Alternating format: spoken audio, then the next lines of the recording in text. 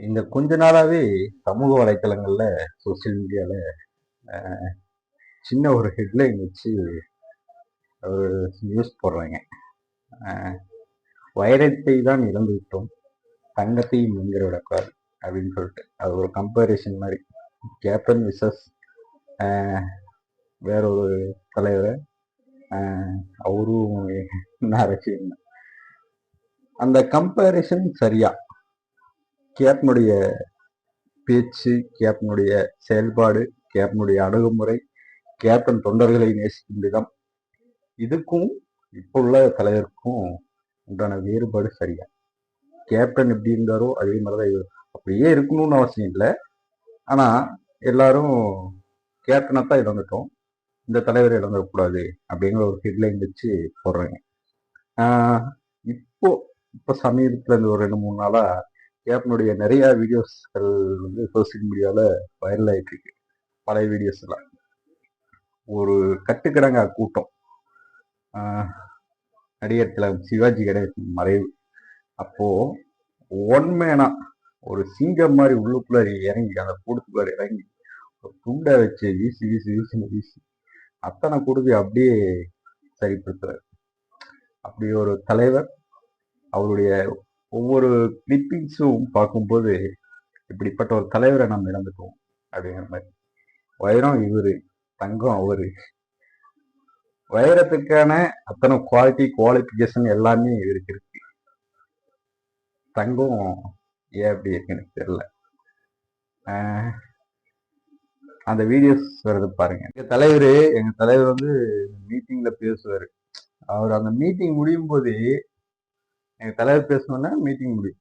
அந்த மீட்டிங் முடியும் போது அவர் சொல்லுவார், நீங்க போறவங்க பார்த்து பத்திரமா போகணும், நீங்க வீட்டுக்கு போய் சேர மட்டும் எனக்கு இங்க தூக்கம் இருக்காது, நீங்க வீட்டுக்கு போனதுக்கு அப்புறமா நான் உங்க மாவட்ட செயலர்கிட்ட போன் பண்ணி கேட்பேன், எல்லாம் நல்ல முறையா போய் சேர்ந்துங்களா, யாருக்கு எந்த ஒரு இது இல்லைல்ல, நல்லா இருக்குங்களா அப்படின்னு கேட்பேன் அப்படின்னு இவர் சொல்லுவார்.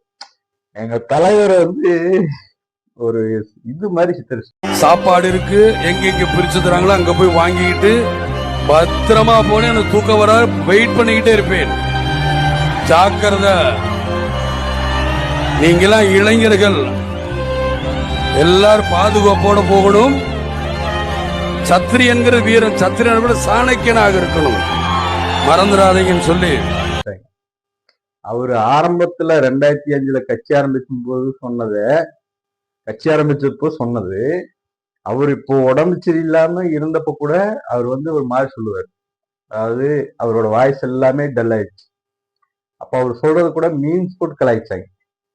இவர் வந்து இது மாதிரி பேசுறாரு அப்படின்னு சொல்லிட்டு அவர் சொன்ன நல்ல விஷயத்த கூட ஒரு மாதிரியே சித்தரிச்சு அவர் ஒரு தப்பானவரா பிம்பப்படுத்தினாங்க. இன்னைக்கு அப்படியே எது சொல்றது, ஒரு சுயநல அரசியல்வாதிகளுக்கெல்லாம் இன்னைக்கு காலம் வந்திருக்கு. இவர் பொதுநலமா இருந்து மக்களை அவ்வளவு தூரம் நேசிச்சாரு. இவர் எல்லாரும் முட்டாளாக்கிட்டாங்க. இன்னைக்கு அப்படி அந்த தலைவர் நல்ல தலைவர்ன்ட்டு எல்லாரும் பேசிட்டு இருக்காங்க. அப்புறம் ஒரு இதுல பேட்டி கொடுத்துருப்பாரு, சினிமாக்கும் அரசியலுக்கும் உள்ள வேறுபாடு, அதுல நான் எப்படி நடந்துக்கணும் அப்படின்னு சொல்லிட்டு. ஒரு முதிர்ச்சியான அரசியல்வாதி, ஒரு முதிர்ச்சியான நடிகர், ஒரு பக்குவப்பட்ட நடிகர், ஒரு பக்குவப்பட்ட அரசியல்வாதி எப்படி இருக்கணும், ஒரு நடிகரா இருந்து ஒரு அரசியலுக்கு வந்து பக்குவம் அடைஞ்சா எப்படி இருக்கணும் அப்படின்னு சொல்லிட்டு அவ்வளோ ஒரு சூப்பரா பேசியிருப்பாரு. அப்படி ஒரு தலைவரை இந்த மக்கள்லாம் மிஸ் பண்ணிட்டாங்க. மக்கள் மிஸ் பண்ணா கூட பரவாயில்ல, அவர் வந்து குத்தம் சொல்லி குறை சொல்லி ஒன்றும் இல்லாம பண்ணிட்டாங்க. சினிமா என்பது ஒரு துறை. இந்த துறையிலேருந்து அரசியலுக்கு போகும்போது இதை விட ஒரு 10,000 பங்கு நம்ம நிறையா பொறுமையும் நிறையா இழப்புகள் இதில் சம்பாரிச்சாலும் இழக்க வேண்டிய பல சூழ்நிலைகள் இருக்கு. அதெல்லாம் தாங்கிக்கொள்ளும் மனப்பக்குவம் இருக்கணும் யாராக இருந்தாலும். அதனால் எனக்கு வந்து ரொம்ப ஈஸி. மூணியும் குடும்பமாக இருக்கட்டும், சினிமாவாக இருக்கட்டும், அரசியலாக இருக்கட்டும், எனக்கு ஒரு பெரிய இஷ்யூ கிடையாது. நான் ஏன்னா என்னை எப்படி பார்த்தாங்களோ அப்படியே தான் மக்கள் அங்கே இருக்கிறவங்க பார்க்குறாங்க. நினச்ச நேரத்தில் வராங்க, நினச்ச நேரத்தில் போகிறாங்க. ஸோ விஜயகாந்தோட குணம் மாறல, நம்ம போவோம் தலைவரை பார்த்துக்கிறோம், அது பண்ணிக்கிறோங்கிறாங்க, நடிகரை பார்த்துக்கிறோம், அப்படி போய்க்கலாம் வச்சுக்கலாங்கிறாங்க. இதுதான் இருக்குது சார்.